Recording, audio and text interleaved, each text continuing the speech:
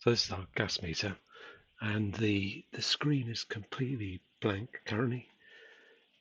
If I try and activate it,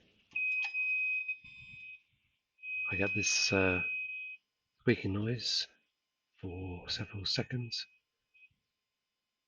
probably about 10 or 15 seconds.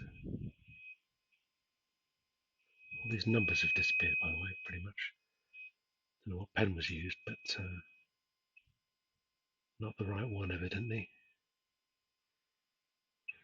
There we go, so it stopped squeaking.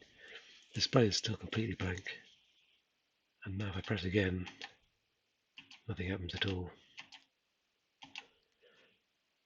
It'll take another, I left it 24 hours last time. If I come back in 24 hours time and try again, I think it'll go through that squeak sequence again. So yeah, that seems to be the problem. Oh, just squeaked then as well. Interesting, but still nothing on the display.